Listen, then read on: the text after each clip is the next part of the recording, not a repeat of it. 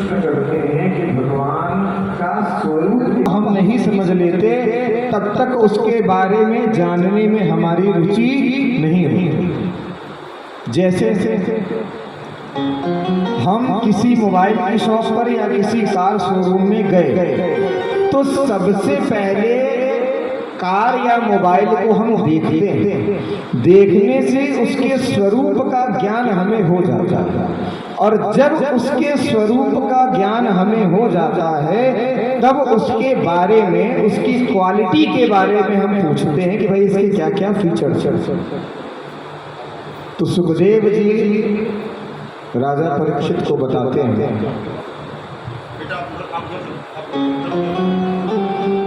रामचरितमानस में एक कथा बहुत प्रचलित है जो आप सबने सुनी होगी।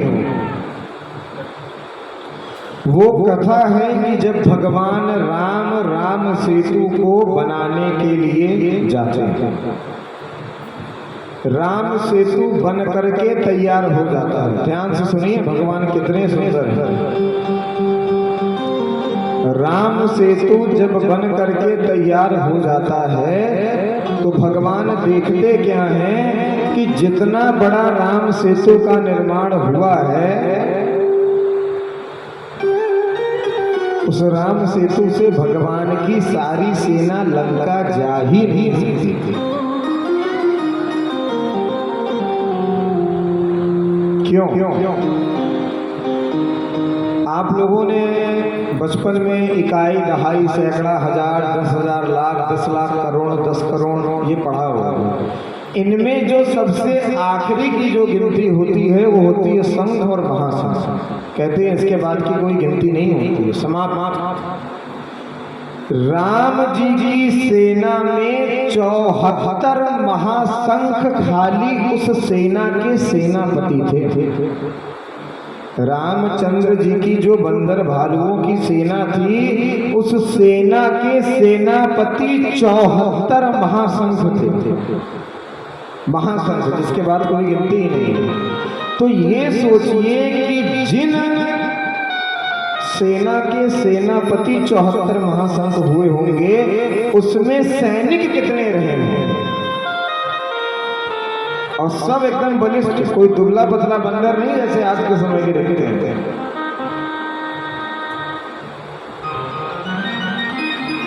अब यहाँ होता क्या है कि जब भगवान का वो पुल बन करके तैयार हो जाता है और भगवान ये देखते हैं कि ये सारी वानरी सेना जितना समय हमारे पास बचा हुआ है उतने समय में लंका नहीं पहुंच पाएगी, तो भगवान अकेले राम सेतु पर चढ़ते हैं और राम सेतु में चढ़ करके पुल के बीच में जाकर के समुद्र में झांकते हैं। जब भगवान राम समुद्र में झांकते हैं तो रामचंद्र का स्वरूप इतना ज्यादा सुंदर होता है कि उस महासमुद्र में जो मगरमच्छ, मछली, जितने जो जीव होते हैं जो जलचर, वो भगवान को देखने के लिए सब समुद्र के ऊपर आ जाते हैं। और जब भगवान को वो देख रहे होते हैं तो उसी बीच क्या होता है कि उनके ऊपर से चल करके सारी वानरी सेना लंका में पहुंच जाती है, और ये बात उन जीवों को पता ही नहीं चलती। क्यों?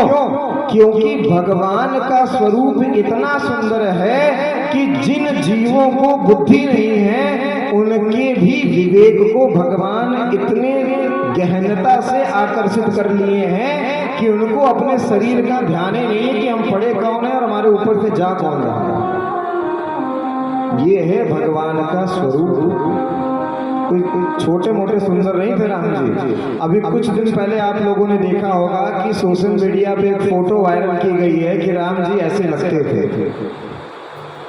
मनुष्य की सुंदरता को सोचने की जो सबसे आखिरी सीमा है उस सीमा के हिसाब से वो फोटो बनाई गई। भगवान तुलसीदास जी ये कहते हैं रामचरित्र में कि स्वयं तुलसीदास की जिह्वा में इतना सामर्थ्य नहीं है कि रामचंद्र के स्वरूप का वर्णन रामचरित्र में तुलसीदास कर सके। इतने सुंदर हैं राम जी। आजकल के लड़के लड़कियां थोड़े से हैंडसम, थोड़े से स्मार्ट नहीं हो जाते हैं, उनको अपनी सुंदरता का कहम आ जाता है। पहले आपने भगवान की सुंदरता सुनी, अब भगवान की मर्यादा सुनी। जब रावण मरता है, बहुत ध्यान से सुनिएगा। आज के मैंने कहा था ना कि सबसे पहले भारतवर्ष में आकर के भारतवर्ष के ग्रंथों को मिटाया गया। क्यों? क्योंकि ये ग्रंथ जब मिटेंगे तभी जाकर के जो भारतीय हैं वो बिगड़ेंगे।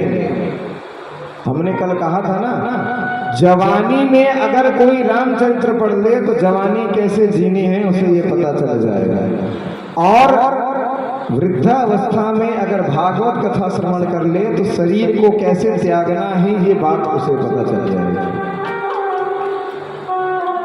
रामचरित्र मानस में जब रावण समाप्त होता है, ध्यान से सुनिएगा, जब रावण समाप्त होता है तो रावण की जो पत्नी होती है वो पत्नी ये देखने के लिए जाती है कि जिस रावण के चलने से धरती कांपती थी। रामचरित्र मानस में लिखा हुआ है, चलत दशानन डोलत अवनी। अवनी कहते हैं पृथ्वी को। रावण जब चलता था तो रावण के चलने मात्र से धरती में कंपन होने लगता था।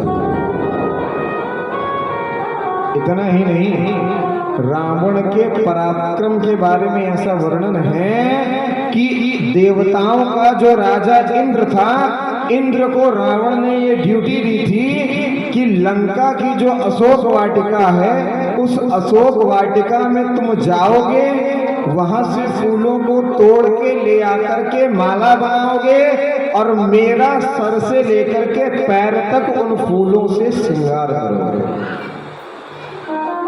और जब इंद्रदेव रावण का श्रृंगार करते थे तो रावण डांटता था कि तेरे जैसे मूर्ख को किसने देवताओं का राजा बना दिया। ये पराक्रम था रावण का।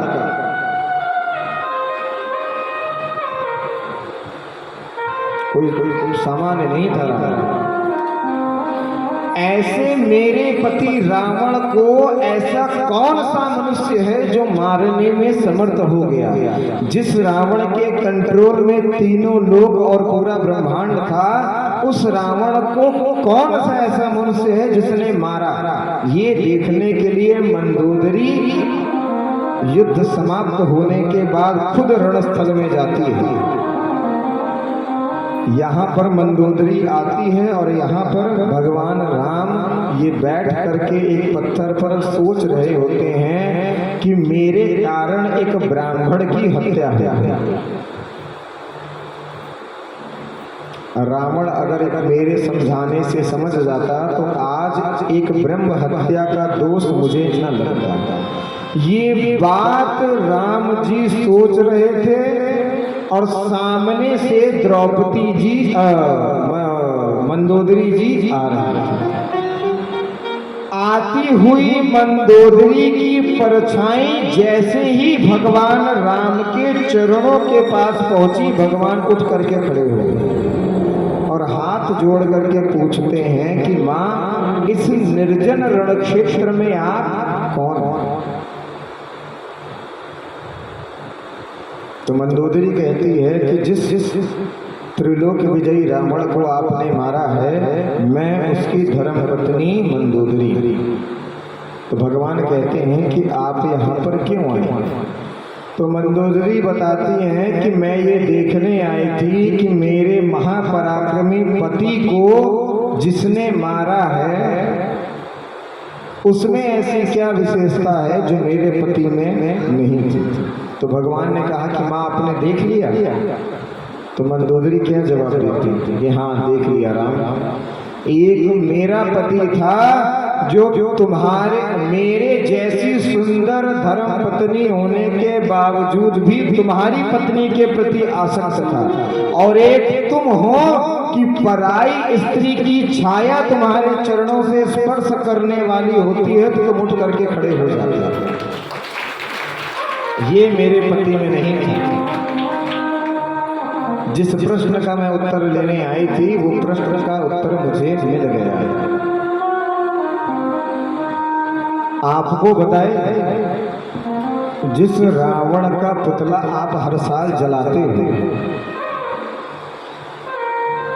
वो पुतला क्यों जलाया जाता है ये कोई बता सकता है? इतने लोग यहाँ बैठे हैं, रावण के पुतले को क्यों जलाया जाता है ये कोई बता सकता है? चलो वो तो बात का विषय है। रावण के जैसा भगवान शंकर का कोई भक्त न हुआ था न होगा, न भूतो न भविष्य। कैसे? भगवान शंकर का रावण पूजन कैसे करता था आपको पता है? रावण के बारे में आपको पता होगा कि रावण का एक नाम था दशकंधर, 10 शीश, जिसके 10 सिर, 10 शीश। रावण जब भगवान शंकर का पूजन करता था तो पूजन करने के बाद हवन करता था, और आपके घर में जब हवन होता होगा तो आप देखते होंगे कि लास्ट में पंडित जी नारियल की पूर्णाहुति दिलवाते हैं।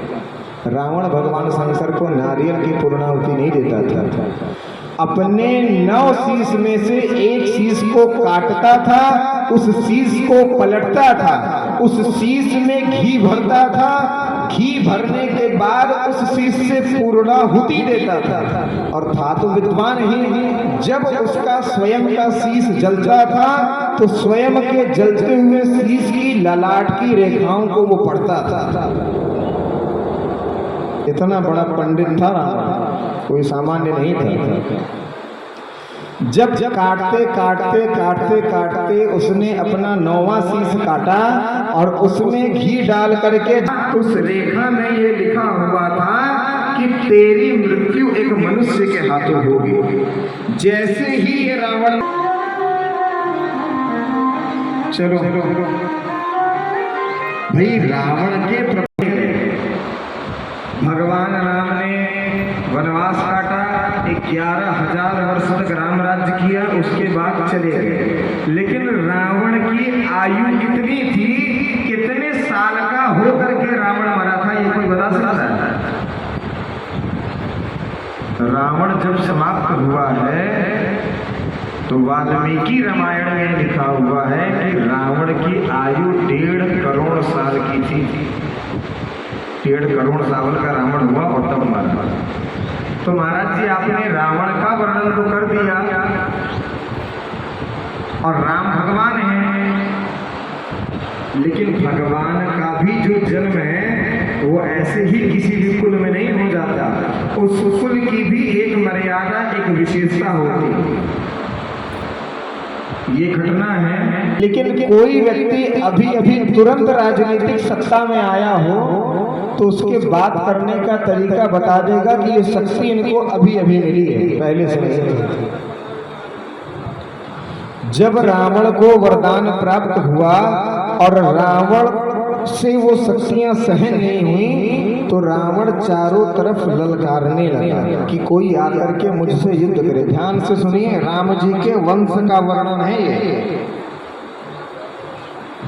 ललकारते ललकारते रावण जो है वो ब्रह्मदेव के पास पहुंचा और कहा कि आपके द्वारा बनाई गई सृष्टि में भाई मुझसे लड़ने की क्षमता तो किसी में नहीं है, तो आप ही आकर के मुझसे युद्ध करो।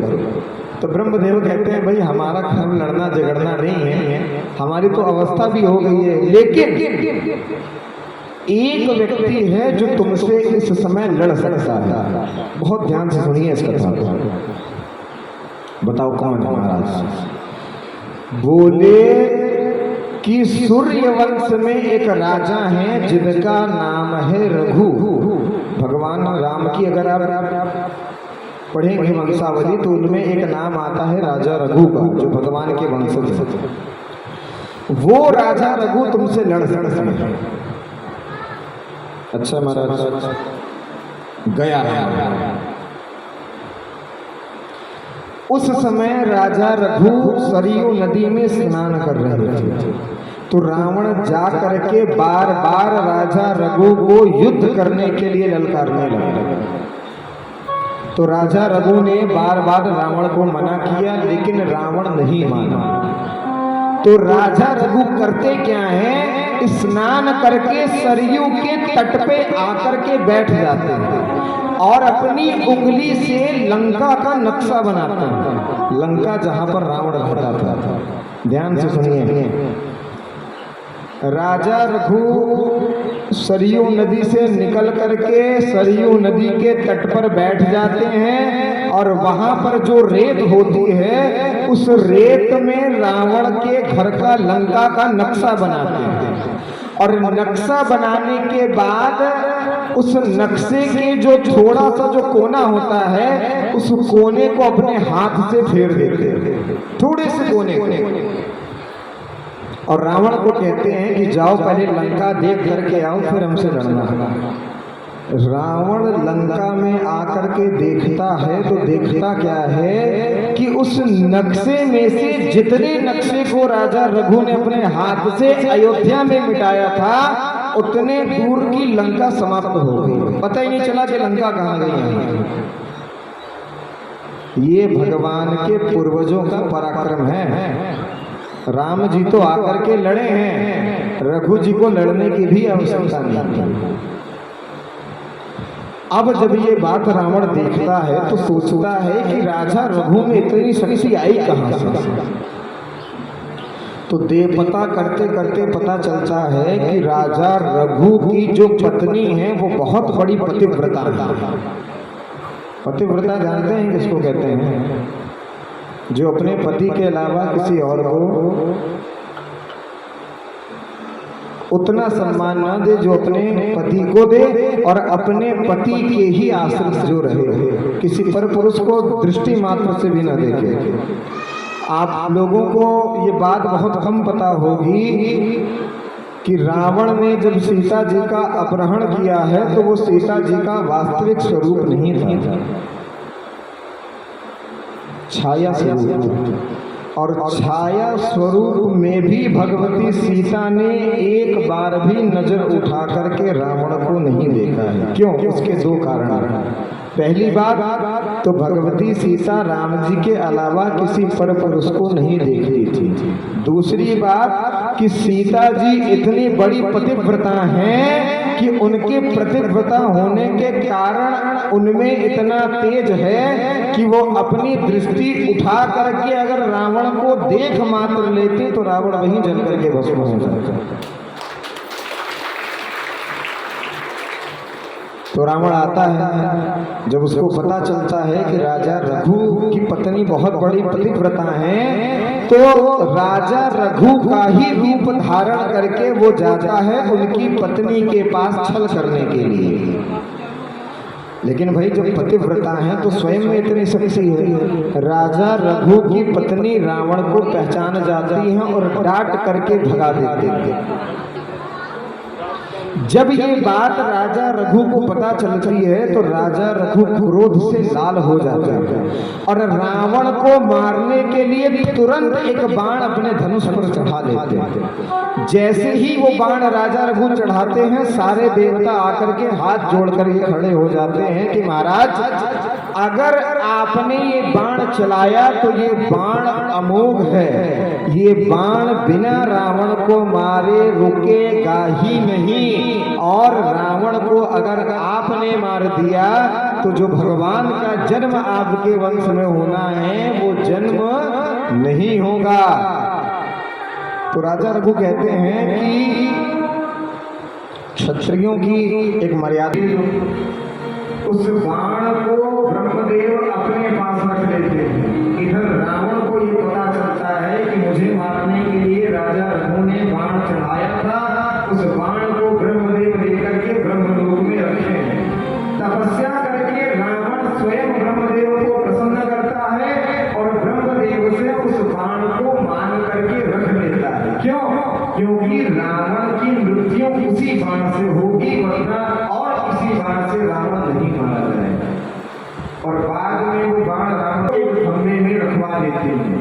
इसलिए कहा जाता था कि रावण काल को भी अपने वश में रखता था। काल को मतलब पूरे काल को नहीं, मात्र अपने काल को। भाई अगर रावण के वश में काल होता तो उसके जो इतने सैनिक और उसका स्वयं का पुत्र मर गया वो मारा जाता? नहीं मारा जाता ना। तो रावण के बारे में इसलिए कहा जाता है कि रावण काल को भी बांध के रखता था। क्यों? क्योंकि मेरी मृत्यु कैसे होगी वो जब रावण चाहता तभी। और बाद में वो बाण हनुमान जी ही लंका से ला करके राम जी को देते हैं और उसी बाण से राम जी रावण को मारते हैं।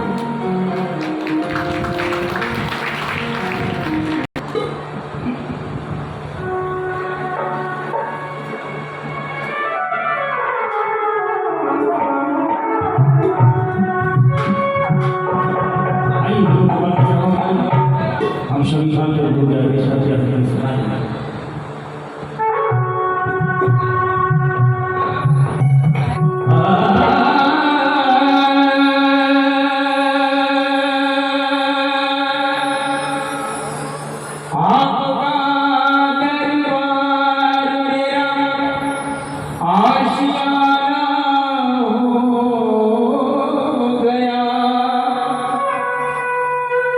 श्याम प्यारे आपसे रिश्ता पुराना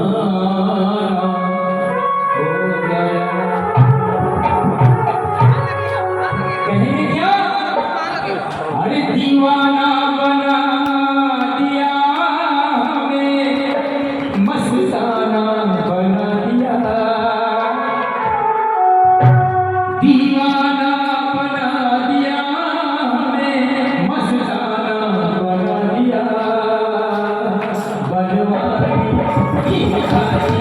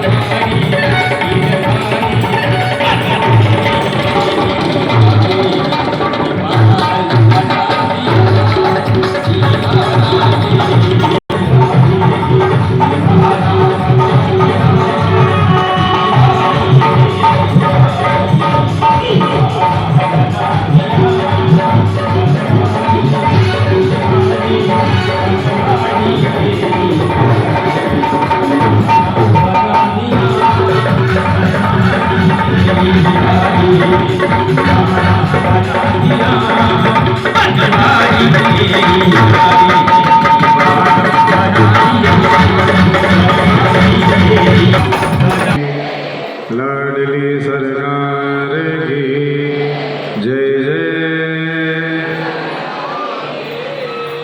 नींद भाग गई कि नहीं गई? दोष आपका नहीं है। कथा में नींद क्यों आती है उसका एक कारण है। जब भगवान राम ने कुंभकर्ण को मारा तब भगवान राम ने ये आदेश दिया कि कल युग में जहाँ पर मेरी कथा का आयोजन होगा उस कथा में जो श्रोतागण होंगे उन पर अपना प्रभाव तुम जा करके दिखाना।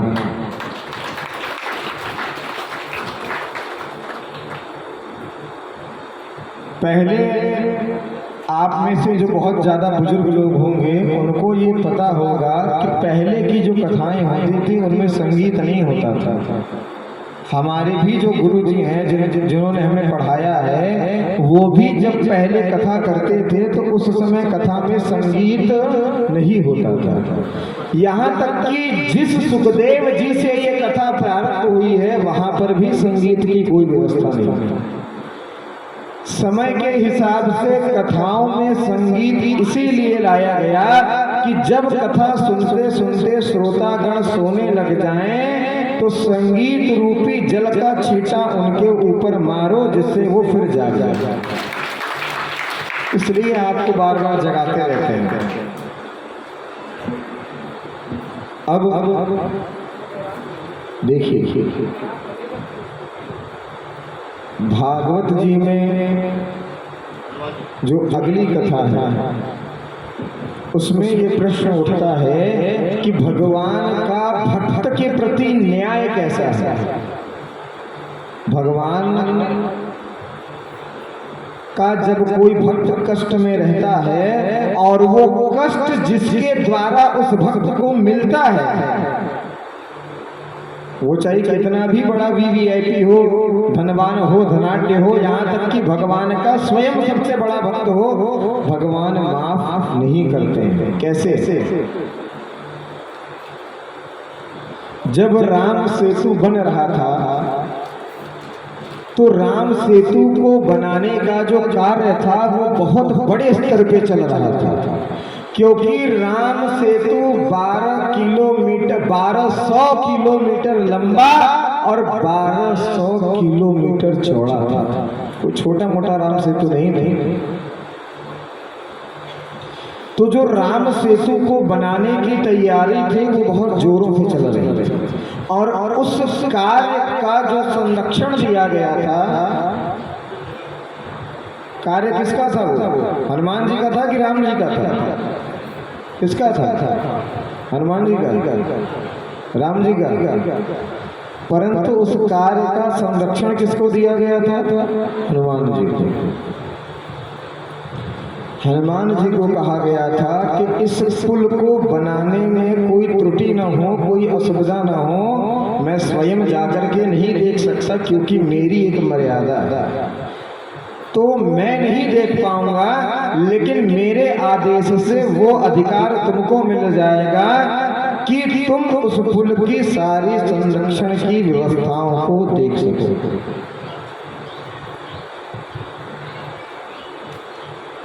अब यहाँ होता क्या है,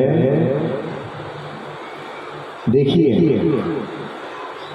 एक होता है कार्य बोलना कि किसी पर हम कोई जिम्मेदारी थोप रहे हैं, और एक होता है स्वयं से उस जिम्मेदारी को ले लेना। हनुमान जी पर राम जी ने जिम्मेदारी थोपी नहीं, हनुमान जी ने स्वयं से ले ली। जैसे हमने आपको बताया था ना, जब इस कथा को प्रारंभ करने का समय आया तो हम किसी को मिर्जापुर में नहीं जानते थे, लेकिन जब कुछ लोगों का संगठन अपने आप भगवती जोड़ती गई तो हम सब लोग मिल करके कहाँ गए? मनोज चाचा के पास। तो हमने इनसे कहा नहीं, परंतु जैसे ही इन्होंने देखा उस जिम्मेदारी को इन्होंने स्वयं से अपने ऊपर ले लिया। क्यों? पहले सुन लीजिए, हमने आपको शुरू से ही ये बात बताई है कि ये जो कथा है इसका जो आयोजक है, ये कथा जिसके लिए हो रही है वो कौन है? माँ है, माँ ही तो है। जैसे राम सेतु का जो कार्य चल रहा था, वो राम सेतु बना तो वानर रहे थे, लेकिन कार्य किसका था? राम जी का। संरक्षण उन्होंने हनुमान जी को दिया था। तो जब इस कथा की पूरी प्लानिंग हो गई, पूरी मीटिंग हो गई, तब लास्ट में हम कार्ड देने के लिए चाचा के पास गए, क्योंकि हम जानते हैं यहाँ किसी को भी नहीं थे। परंतु जैसे ही इन्होंने उस कार्ड को देखा तो उन्होंने पूछा कि आयोजन कौन है? माँ है। तो हमने बस इतना ही कहा कि चाचा इस कार्य की कोई रूपरेखा नहीं है, मतलब बिना किसी डायरेक्शन के ये कथा चल रही है। भाई जब लोग प्रतिष्ठित जुड़े हों तब तो कोई डायरेक्शन बनाया जाए। जिस ट्रेन में इंजन होता है तभी तो वो ट्रेन एक रूट में जाती है, जिसका इंजन ही अलग कर दो तो ट्रेन तो रुकी जाएगी। ये बात सुनते ही इन्होंने इस कार्य को स्वयं के ऊपर संरक्षक के रूप में ले लिया। क्यों? इन्होंने हमें देख करके ये कार्य नहीं लिया, इनको प्रेरणा कहीं और से आए कि ये कार्य तो मेरा है, लेकिन ये कार्य पूरा होना तुम्हारे द्वारा। जैसे राम सेतु का निर्माण, अब जब ताली बजानी है तो आप नहीं बजाएंगे, बीच में बजाएंगे ताकि कथा डिस्टर्ब हो जाए।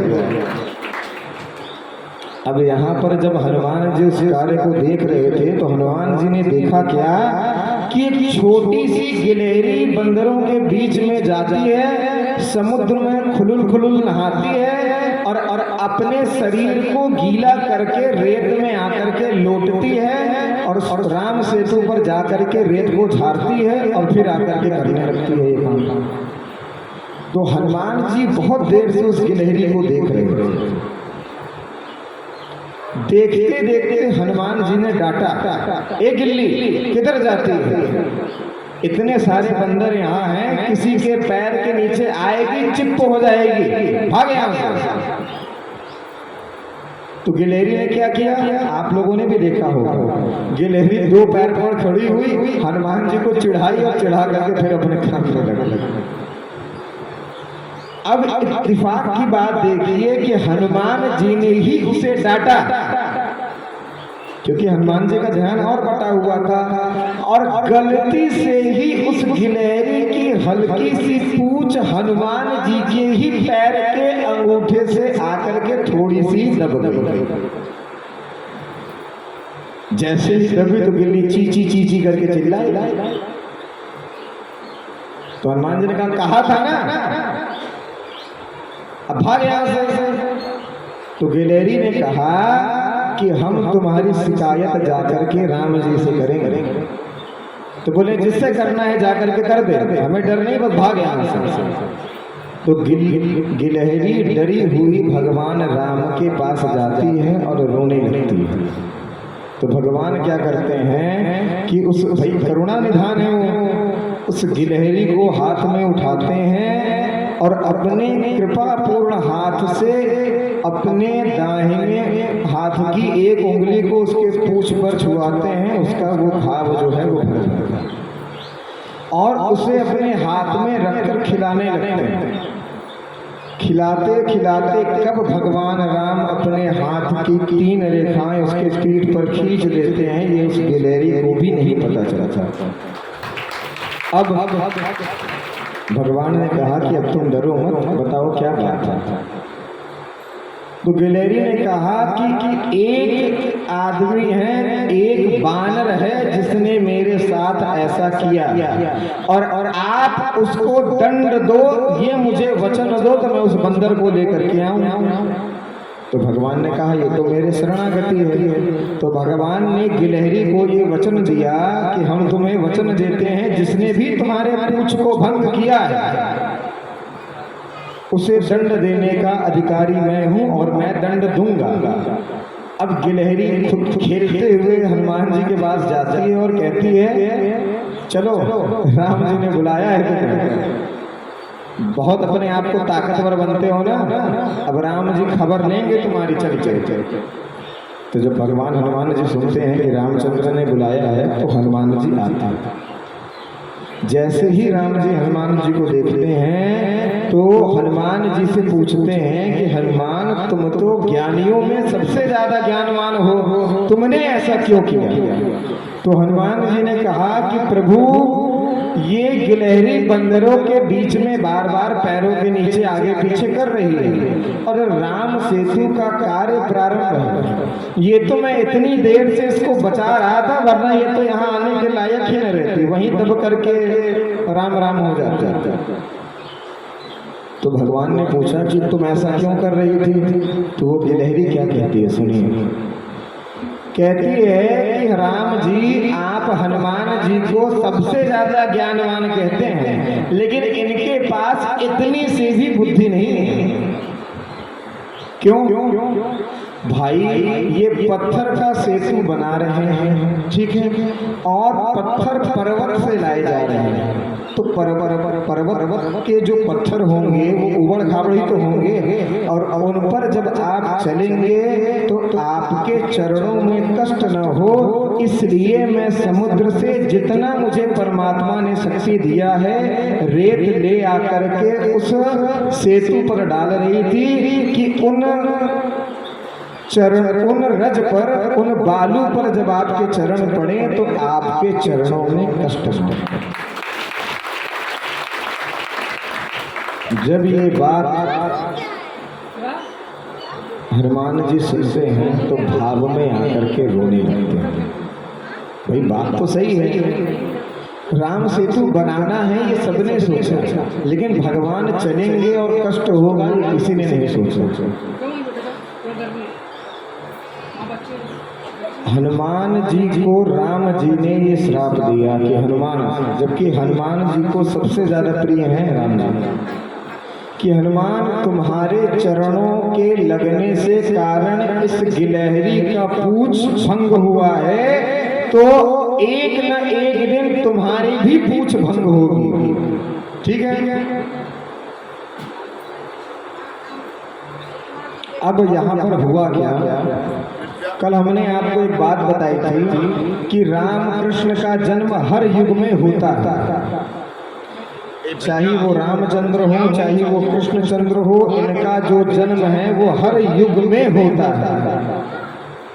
मारो नहीं, डांटो नहीं, खिलाओ, प्रेम से कहोगे मान जाएगा। एक बार जब रामचंद्र का जन्म हुआ और रावण सीता जी को अपहरण करके ले गया, तो जब राम जी को रामेश्वरम का निर्माण करने का समय आया, पुल बनने के बाद भगवान शंकर जी का पूजन करते हैं। तो जब उस पूजन को करने का समय आया तो सीता जी लंका से आकर के राम जी के पास बैठी। क्यों? क्योंकि बिना पत्नी के पति का किया गया कोई भी पूजन पूर्ण नहीं होता है। और रामचंद्र ने हनुमान जी को आदेश दिया था उस युग में कि हनुमान तुम कैलाश पर्वत पर जाओ और भगवान शंकर से एक शिवलिंग लेकर के आओ। उस शिवलिंग को मैं यहाँ पर स्थापित करूंगा और उसी का पूजन रामेश्वरम के स्वरूप में होगा। हनुमान जी चले जाते हैं। हनुमान जी को शिवलिंग लाने में बहुत ध्यान से सुनिए, हनुमान जी को शिवलिंग लाने में थोड़ी देर हो जाती है। उसके कारण यहाँ ब्राह्मण राम जी को आदेश देते हैं कि जो रामेश्वरम की पूजा का स्थापना का मुहूर्त है वो मुहूर्त बीता जा रहा है। तो पार्वती सीता मैया ही अपने हाथों से शिवलिंग का निर्माण कर तो भगवती जगत जननी सीता मैया अपने हाथों से वो रेत के ही शिवलिंग का निर्माण कर देती हैं। रामेश्वरम की स्थापना और पूजा हो जाती है। जब वो पूजा हो जाती है तो हनुमान जी पहुंचते हैं। तो हनुमान जी देखते हैं कि मैं इतनी दूर से शिवलिंग लेकर के आया हूँ और यहाँ पर राम जी ने दूसरा शिवलिंग बना दिया है। तो राम जी से हनुमान जी ये कहते हैं कि प्रभु ये बात आपकी गलत है, आप इस शिवलिंग को हटाइए और मेरे द्वारा लाया गया शिवलिंग यहाँ पर रामेश्वरम के रूप में रखिए। तो भगवान राम ने कहा कि देखो हनुमान, मेरे द्वारा जिस शिवलिंग की स्थापना की जा चुकी है उसे मैं स्वयं तो नहीं हटाऊंगा, लेकिन तुमको हटाना है तो तुम हटा करके ये लाया हुआ शिवलिंग रख। हनुमान जी कहते हैं ठीक है। तो सबसे पहले रामेश्वरम के शिवलिंग को हनुमान जी हाथ से उठाने का प्रयास करते हैं। संपूर्ण बल हनुमान जी उस शिवलिंग को उठाने में लगा देते हैं, वो शिवलिंग नहीं उठता। क्यों? भाई धरती की जो आधार शक्ति है उन भगवती सीता ने उस शिवलिंग का निर्माण किया है, कोई सामान्य शिवलिंग नहीं है। अब हनुमान जी की एक विशेषता है, हनुमान जी के हाथों से ज्यादा बल हनुमान जी की पूंछ में। तो जब हाथों से वो शिवलिंग नहीं उठता तो हनुमान जी क्या करते हैं कि अपनी पूंछ को बढ़ाते हैं और उस शिवलिंग में लपेटते हैं और जोर का झटका उस शिवलिंग पर देते हैं। तो शिवलिंग तो नहीं टूटता, लेकिन जब हनुमान जी का झटका उस शिवलिंग पर लगता है तो शिवलिंग के साथ पूरी की पूरी धरती शेषनाग के सर से 3 अंगुल ऊपर उठ जाते हैं और फिर अपने स्थान पर हो जाती है, लेकिन शिवलिंग नहीं टूटता। इस बार हनुमान जी पुनः अपने पूंछ को रामेश्वरम के शिवलिंग में लपेटते हैं और फिर एक बार जोर का झटका देते हैं और जैसे ही झटका देते हैं तो फिर वही क्रिया होती है।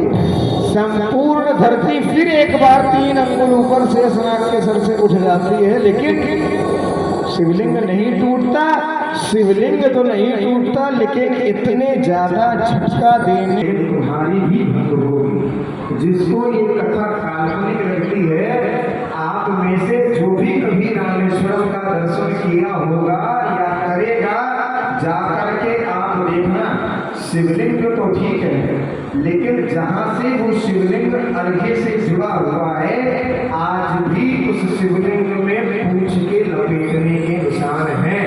पहली बात। दूसरी बात, रामेश्वरम के मंदिर से कुछ दूर समुद्र के पास आज भी वहां पर कुछ संग हनुमान जी का मंदिर है, जिनकी पूंछ वहां पर उखड़ी हुई करके हम देखिए। भगवान से जब ये बात गिलहरी ने कही, तो भगवान राम ने हनुमान जी को आदेश दिया नीचे बैठने का, और गिलहरी को प्रसन्न करने के लिए राम जी ने अपना चरण हनुमान जी के सर पर रख दिया। ये देख करके हनुमान जी रोने लगे। तो गिलहरी कह रही है कि जब मेरी पूंछ दबाई थी तो हंस रहे थे, अब खुद के ऊपर मार पड़ी तो रो रहे थे। हनुमान जी दर्द से नहीं रो रहे थे, हनुमान जी इस भाव में आकर के रो रहे थे कि प्रभु ने मुझे अपने गले से तो कई बार लगाया है, ये तक कह दिया है कि तुम मम प्रिय भरत सम भाई, लेकिन आज इस गिलहरी के कारण पहली बार भगवान ने अपना चरण मेरे सर पे रखा। ये है भगवान का भक्त के प्रति न्याय ध्यान। हम जो भगवान का पूजा पाठ करते हैं और हमें ऐसा लगता है कि सामने वाला हमें परेशान कर रहा है और भगवान सुन नहीं रहे हैं, ऐसा बिल्कुल नहीं है। अगर आपकी भक्ति सच्ची है तो आपको